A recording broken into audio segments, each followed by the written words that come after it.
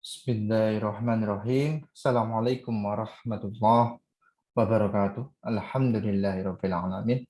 Allahumma shalli wa sallim ala sayyidina Muhammad wa ala ali sayyidina Muhammad. Mahasiswa semua yang dirahmati oleh Allah Subhanahu wa taala.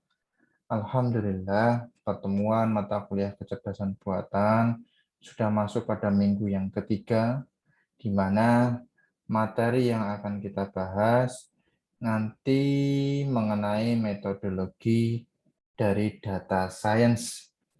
Dan kita akan melakukan penjelasan mempelajari langkah-langkah utama dalam metodologi data science. Mohon maaf, mahasiswa semua yang dirahmati oleh Allah, saya melakukan rekaman video karena ternyata kesehatan saya tidak bisa untuk melakukan Zoom secara online. Mohon maaf, mohon doanya terkait nanti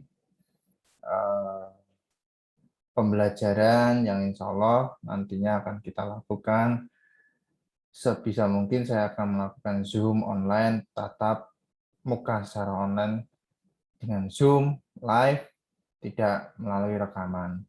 Tapi harapannya dengan rekaman ini nantinya materi bisa tersampaikan dengan baik dan mahasiswa semuanya bisa memahami penjelasan saya.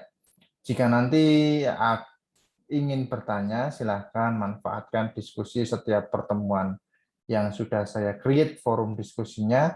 Silahkan mahasiswa untuk membuat pertanyaan atau nanti menjawab pertanyaan saya. Di akhir video, sebagai feedback dari perkuliahan ini, nanti akan ada pertanyaan dari saya sebagai bentuk kehadiran saudara. Mahasiswa semuanya tidak usah mengalami kebingungan terhadap presensinya, sima.usm.ac.id. Yang paling penting adalah silahkan nanti presensi di SIMA walaupun terlambat.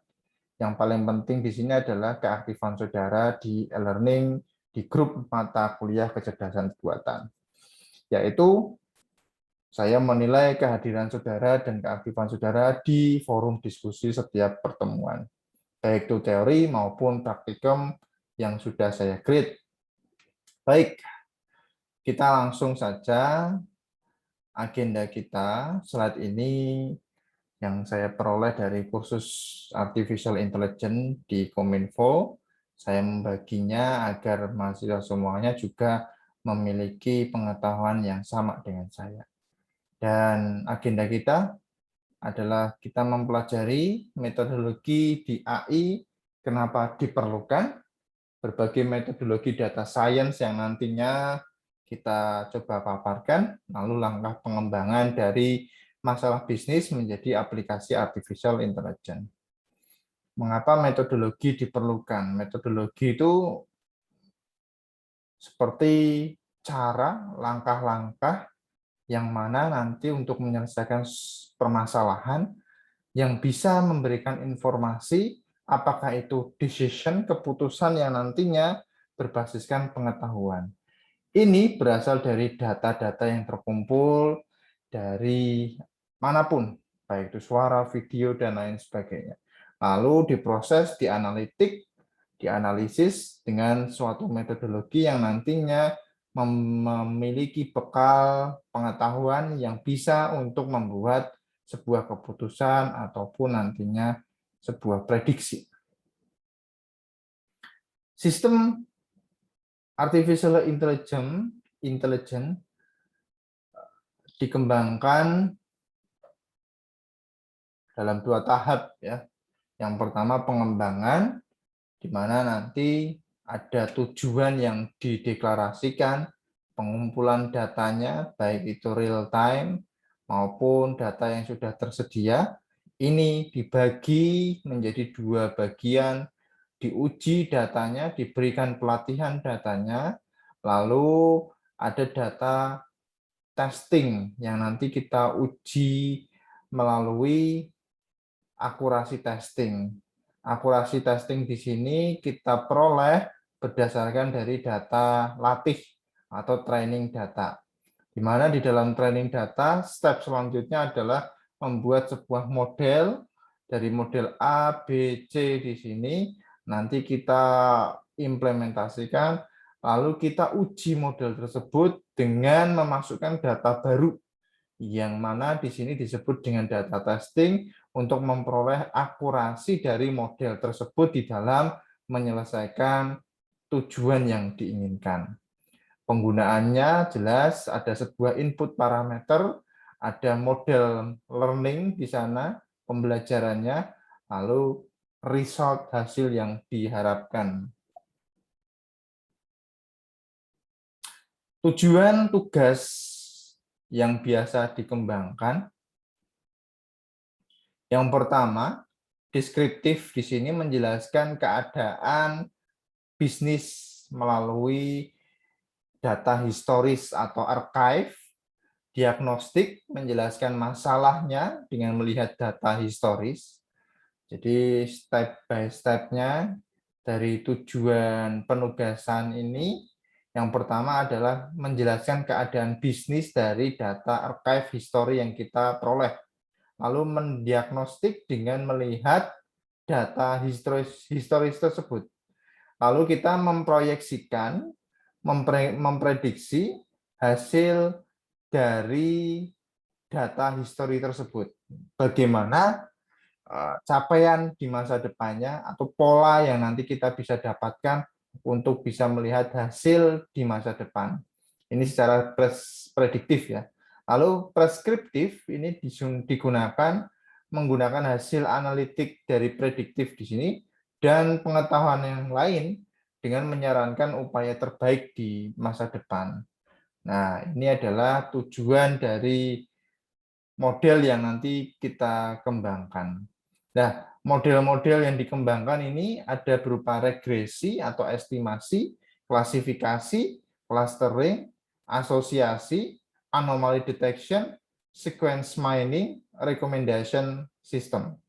Nah, ini beberapa model ataupun cara dalam menyelesaikan sebuah permasalahan atau beberapa masalah yang biasa kita sebut dengan algoritma ini ya. Algoritma regression, klasifikasi, clustering. Kumpulan-kumpulan tugasnya di sini ada 7 tugas yang biasa dikembangkan, yang ini juga termasuk dalam penelitian yang dikembangkan. Mayoritas proyek pengembangan artificial intelligence itu gagal. Ada sekitar, ini tulisan dari Gartner tahun 2016 di sini, estimasinya 85% dari data yang fail atau gagal. Di sini ada 80% proyek yang ya ini ya, remain alchemy ya. Lalu running by wizard di mana talentnya will not scale in the organization. Jadi 80% di sini tahun 2020. Ada 2022 ini ada sekitar 20% analytic insight-nya akan dideliverikan, dikirimkan melalui luaran bisnisnya. Lalu melalui eksekutif survei di sini dilakukan 77%. Responden mengatakan bisnis adopsinya dari big data dan artificial intelligence di sini melanjutkan tantangan untuk organisasinya. Nah, ini survei yang dilakukan oleh Gartner, Advanced Partner 2019. Gartner mulai dari 2016 sampai 2018 survei yang dilakukan oleh Gartner tersebut. Problemnya apa dari gagalnya proyek pengembangan artificial intelligence di sini? Tidak jelas problem yang salah dan over promising. Lalu ada data yang tidak cukup atau tidak tepat, kualitasnya tidak mencukupi, tidak mengerti arti data tersebut, lalu bias, datanya itu bias. Nah, ini ada 1, 2, 3, 4, 5 analisanya. Kenapa mayoritas proyek pengembangan artificial intelligence itu gagal. Lalu model yang dikembangkan terlalu kompleks, metrik pengukurannya tidak tepat. Lalu selanjutnya algoritmanya terlalu sophisticated, tidak dimengerti secara teknis, dan penerapannya tidak tepat di sini. Nah, sumber daya manusianya pun one man show, jadi hanya ada satu yang berperan. Lalu dukungan dari stakeholder lainnya pun kurang. Perlukah metodologi pengembangan? Ada sebuah hipotesa di sini, pengembangan sistem artificial intelligence berdasarkan data itu tidak sama dengan data yang kita peroleh, lalu ditambahkan machine learning algorithm. Nah, ini tidak sama hipotesanya di sini. Pengembangan sistem artificial intelligence berdasarkan data. Nah, metodologi pengembangan di sini adalah metodologi yang secara berulang-ulang dipakai dalam menyelesaikan masalah dengan menggunakan data dan data science melalui urutan langkah yang ditentukan. Ini maksud dari metodologi pengembangan tersebut. Lalu kita masuk ke dalam berbagai metodologi data science. Ada dua jenis, yaitu kegiatan teknis dan kegiatan bisnis dan juga teknis.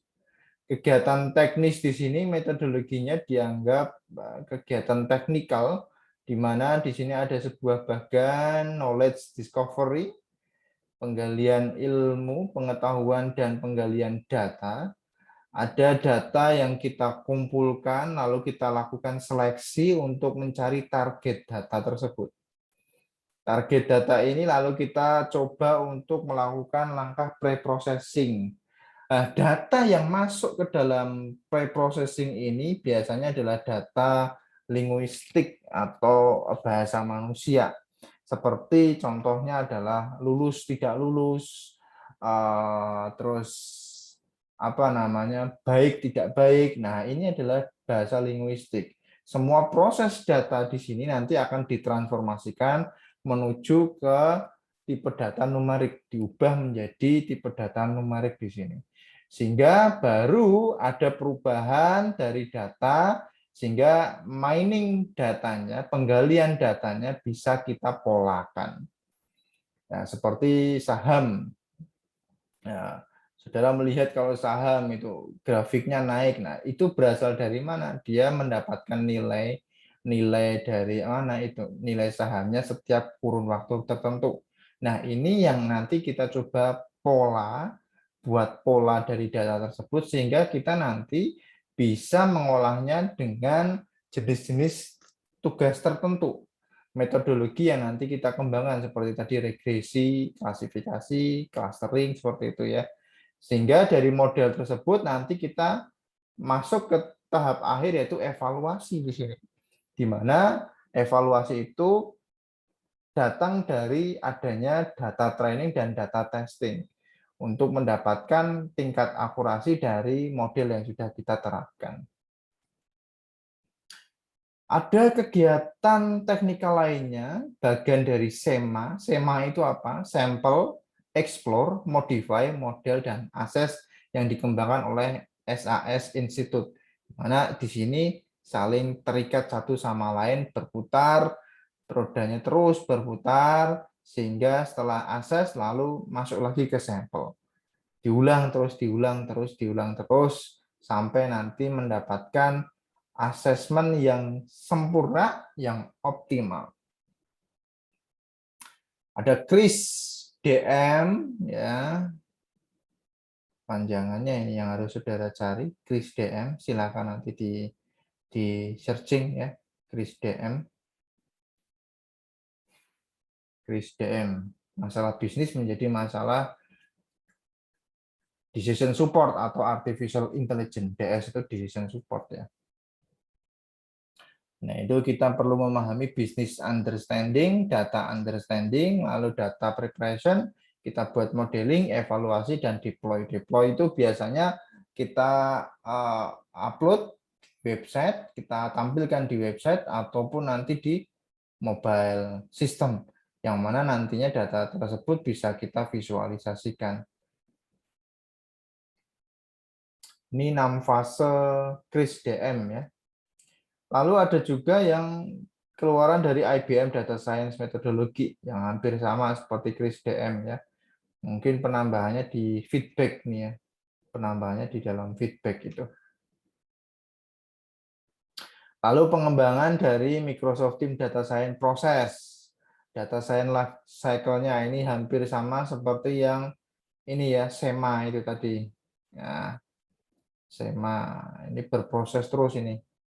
Proses terus. Ini kalau ini berakhir di business understanding. Mulainya dari business understanding, lalu outputnya juga sampai business understanding. Yang mana artinya itu bisa menyelesaikan masalah atau tidak. Seperti itu ya. Ini ada domino data lab metodologi untuk prosesnya. Mulai dari ide, data dikumpulkan, kita lakukan penelitian, validasi, mendelivery, lalu monitoring, dideploy seperti itu.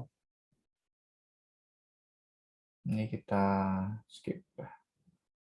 Nah, ini kalau kita mengembangkan model metodologi dari artificial intelligence, kita memerlukan yang mana kita butuh data science, data engineer, data analyst, project manager, domain expert, IT people. Nah, ini yang orang-orang yang nantinya berperan di dalam membuat sebuah model pengembangan dari artificial intelligence. Bagaimana langkah-langkahnya? Kita harus memahami bisnis understanding-nya. Masalah bisnisnya kita tentukan. Contoh di sini kegagalan kredit ya. Bagaimana masalahnya kita ketahui menurunkan NPL suatu bank. Nilai NPL ini ya. Ini orang-orang akuntansi di sini. Lalu pertanyaannya, bagaimana memperbaiki perhitungan kredit skornya? Bank sudah memberikan apa? Bank sudah bisa memberikan pinjaman. Nah, ini bagaimana memperbaiki perhitungannya. Nah, pengukurannya di sini penurunan kredit yang gagal bayar. Jadi berapa persen prosentasenya dalam penurunan kredit gagal bayar. Ini masalah bisnis yang menjadi contoh ya. Kalau mahasiswa, masalah bisnisnya adalah bagaimana melulus secara tepat waktu. Nah, itu pertanyaannya bagaimana bisa memiliki komitmen dan konsistensi yang baik. Nah, kan seperti itu. Menjaga ritme mood ya, emosi, terus semangat, menjaga ritme motivasinya agar terus konsisten sampai nanti bisa menyelesaikan perkuliahannya. Nah, inilah yang menjadi permasalahan dari mahasiswa. Ini contoh yang lain ya, contoh yang lain ya. Bagaimana bisa mahasiswa lulus tepat waktu? Apa saja yang harus dilakukan? Bagaimana pengukurannya? Jika kita meningkatkan konsistensi kita, meningkatkan semangat kita, meningkatkan etos belajar kita, berapa persentase tepat waktu untuk kelulusannya? Nah, ini apakah hanya itu saja untuk menjadi parameter saudara bisa lulus tepat waktu? Tentu tidak. Mungkin ada faktor-faktor yang lainnya yang mempengaruhi tergantung dari permasalahan yang saudara hadapi. Bisnis understanding di sini selanjutnya yang tadi menentukan masalah bisnis, sekarang menentukan tugas analitiknya. Tugas analitik ini kita menerapkan modelnya, metodologi pengembangannya. Apakah itu regresi untuk memprediksi, apakah itu klasifikasi untuk membuat klasifikasi, membedakan, memprediksi kelas atau mengkategorikan dari kasus. Clustering itu mengelompokkan. Bedanya clustering sama klasifikasi di sini, kalau clustering itu targetnya itu tidak ada. Tapi kalau klasifikasi targetnya sudah kita ketahui. Lulus, tidak lulus. Tapi kalau clustering tidak diketahui datanya itu lulus atau tidak lulus. Yang penting ada data, parameter yang nantinya kita buat pengelompokan. Pengelompokan berdasarkan dari data itu tersebut. Asosiasi di sini memperkirakan habit dari satu customer biasanya ya. Kalau di dalam toko department store itu biasanya kita yang orang-orang department store itu mengumpulkan item yang biasa dibeli oleh customer. Nah, ini adalah hubungannya dengan asosiasi analisis. Lalu anomali detection di sini menemukan kasus abnormal yang tidak terjadi. Nah, itu penggunaan, pendeteksian, penerobosan jaringan. Nah, ini salah satu tugas dari anomaly detection.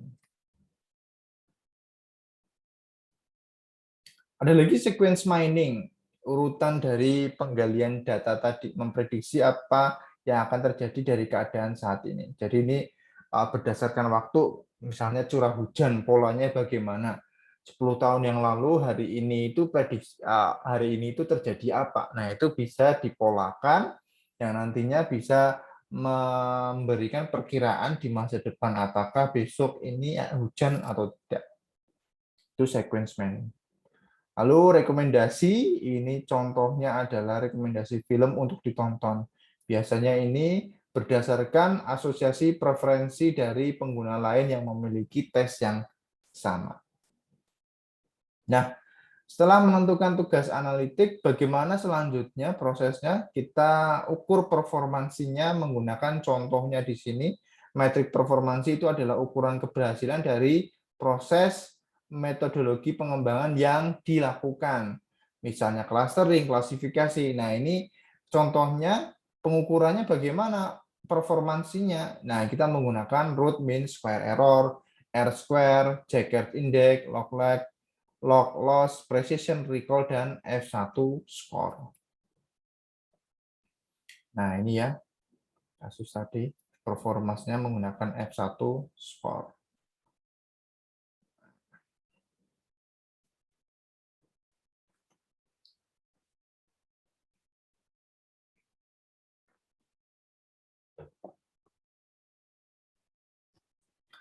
Baik.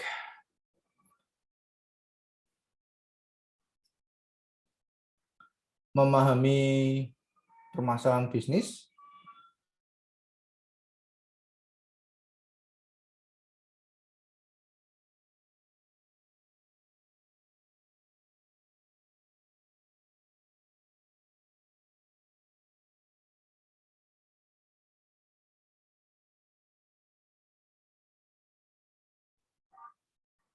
Memahami permasalahan bisnis, kita perlu mencari data-data yang diperlukan. Dari mana bisa kita peroleh, sehingga ada penjabaran mengenai deskripsi data atribut yang diperlukan, strukturnya bagaimana. Berapa banyak data yang diperlukan jumlahnya atau recordnya, sumbernya dari mana ini? Sumber-sumber data tersebut. Ya, apakah dari web scraping, dataset via publik. Nah, ini apa dari mana? Apa kita gali sendiri datanya? Misal tadi ketepatan kelulusan biasanya saya menggunakan kuesioner, mencari datanya mahasiswa yang mengisi berdasarkan dari kuesioner. Pembagian kuesionernya saya menggunakan Google Form. Setelah itu kita olah datanya berdasarkan dari pertanyaan-pertanyaan yang sudah kita berikan kepada mahasiswa. Lalu dari data-data yang semuanya bahasa linguistik ya, apakah pelayanannya baik, sangat baik, nah itu nilainya berapa, sangat baik itu kita berikan nilai berapa. Apakah 5, 4, 3, 2, 1. Nah, ini kita ubah biasanya menjadi bilangan numerik dari bahasa linguistik tadi. Sehingga kita perlu mencari tahu atribut apa saja yang diperlukan. Itu yang perlu dipahami dari pengumpulan data tersebut. Bagaimana rencana pelaksanaan proyeknya? Nah, kita harus memikirkan menguntungkan atau tidak. Bagaimana asesmennya, pengujiannya, penilaian situasinya, lalu planning proyeknya, tim schedule-nya bagaimana. Nah, ini dalam perencanaan proyek. Terus mendalami data. Di dalam mendalami data, setelah business understanding masuk ke data understanding, kita mendalami data di sini, kita lihat jumlah data, baris dan kolom, catatan data tersebut kita telaah dengan menganalisa data secara eksploratif berupa apa karakteristik dari atributnya, keterkaitan antar datanya. Setelah itu memvalidasi datanya. Data tersebut memiliki kualitas yang bagaimana. Nah, ini yang perlu kita teliti lagi. Jadi data itu yang kita kumpulkan itu juga kita perlu telaah lagi ya, apakah saling terkait antara parameter yang satu dengan parameter yang lainnya. Parameter ini maksudnya kolom-kolom atau field-field yang sudah kita dapatkan datanya, misalnya diabetes misalnya. Dia faktor-faktor risiko dari diabetes itu apa saja seperti itu. Nah, inilah yang harus kita telaah dari data tersebut. Apakah parameter satu dengan yang lainnya itu saling terikat atau tidak terikat. Nah, bagaimana nilai bobot dalam setiap field atau kolom-kolom atau parameter yang kita peroleh datanya. Bagaimana setelah nilai bobotnya kita dapatkan, bagaimana model yang nanti akan kita terapkan. Berperan tidak parameter tersebut atau tidak berperan. Sehingga ini yang dikatakan memiliki kualitas data untuk bisa diimplementasikan di dalam sebuah model. Nah, ini ya, mengapa perlu didalami tadi ya. Mengumpulkan data, ini tadi sudah, menelaah data di sini. Nah, saudara lihat ini menelaah data ini yang paling penting ya. Jadi ada sebuah input di mana nilainya dibagi menjadi dua input ya. Tipe data numerikal dan kategorikal. Kategorikal itu biasanya lulus tidak lulus, tampan tidak tampan itu kategorikal ya. Numerikal jelas angka nilainya. Terus input numerikal kategorikal ini memiliki output yang apa? Numerikal dan kategorikal juga enggak. Nah, kalau sesama numerikal berarti pengujian datanya menggunakan Pearson maupun Spearman. Ini maksudnya apa? Untuk mencari karakteristik dari atribut-atribut yang saudara dapatkan, parameter-parameternya. Lalu keterkaitan antar parameter-parameter tersebut. Ini perlu kita uji. Nah, inilah yang dimaksud dengan telaah data, menganalisa data secara eksploratif. Setelah itu memvalidasi datanya, menilai kesesuaian kualitas data dengan masalah yang akan dipecahkan, di mana laporan kualitas data ini berupa itu tadi deskripsi statistikal atributnya, relasi antar atribut, lalu kita visualisasikan datanya. Data preparation di sini kita masuk ke dalam data preparation setelah tadi business understanding, data understanding, lalu data preparation. Di mana dalam memperbaiki kualitas data untuk pemodelan kita harus memilih dan memilah data, membersihkan data, mengkonstruksi data, mengintegrasikan data. Di dalam memilih kita akan melihat parameter atau atribut mana yang akan kita pakai, yang memiliki nilai bobot yang baik untuk bisa memprediksi. Lalu kita bersihkan data tersebut yang tidak usah kita pakai. Kenapa? Karena kalau kita gunakan parameter tersebut akan mempengaruhi akurasi dari model tersebut. Bisa juga datanya lengkap atau tidak, apakah perlu diperbaiki atau tidak. Mengkonstruksi data di sini kita tambahkan fitur tambahan berupa teknik feature engineering. Lalu kita transformasikan datanya berdasarkan standarisasi dari pemrosesan utamanya, yaitu dari bahasa linguistik berubah menjadi bahasa numerik atau bilangan numerik seperti itu. Setelah itu kita gabungkan data tersebut agar bisa saling terkait untuk bisa kita peroleh informasi yang lebih lanjut dari data yang kita peroleh. Setelah dari data preparation kita lakukan, kita coba untuk mengembangkan model pengetahuannya, di mana ada dua tahapan di sini, di membangun skenario pemodelan, di mana membangun membuat strategi pencarian model yang terbaik. Ada pemilihan algoritma di sini, pembagian data, jadi data training dan data testing itu dibagi, seberapa banyak perlu dibagi, apakah data training 85% atau data testing 15%. Penentuan langkah-langkah eksperimennya bagaimana untuk membangun pemodelan tersebut. Lalu setelah itu membangun model, kita mengembangkan dari teknik machine learning tadi. Kita eksekusi algoritma tersebut, atur parameternya, lalu ukur performance metrics-nya. Nah, ini di tahapan modeling. Nah, ini contoh-contoh dari algoritma yang kita buat skenario pemodelannya, strateginya ada KNN, naive Bayes, regression, support vector machine, decision tree, random forest, dan deep learning ini contohnya.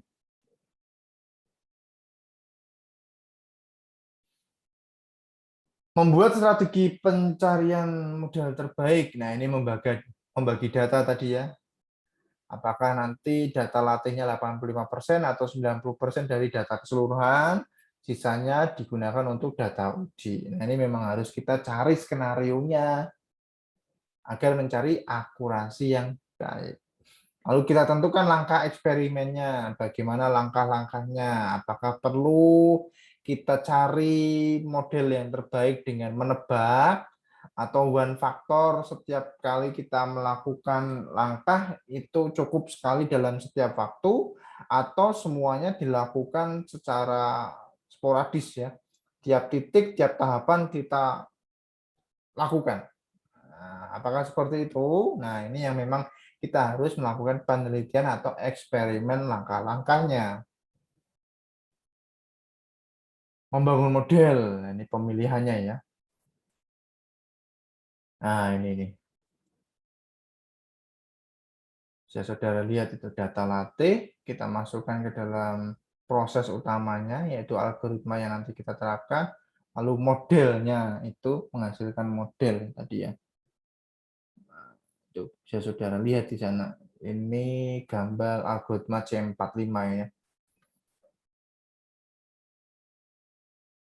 Data latih, data uji. Nah, ini data latih ini untuk mendapatkan model, di mana di sini nanti yang akan kita uji adalah model tersebut nih. Nah, ini dari tambahan data masuk, kita langsung ujikan ke model tersebut. Nah, presisi recall F1 score ini adalah pengukuran performansi.